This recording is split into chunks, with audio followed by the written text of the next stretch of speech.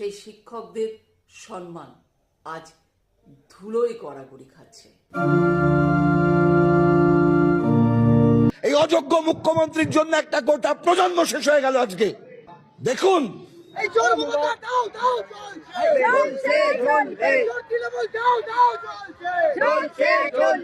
তৃণমূল সরকারের সীমাহীন দুর্নীতির কারণে 26,000 শিক্ষক চাকরি হারালো।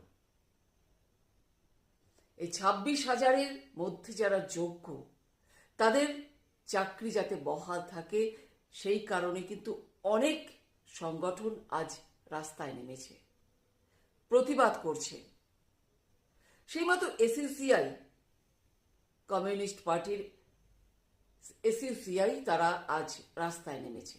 এই শিক্ষকদের চাকরি বাতিলের সার্কুলার চালিয়ে দাও, পুড়িয়ে দাও।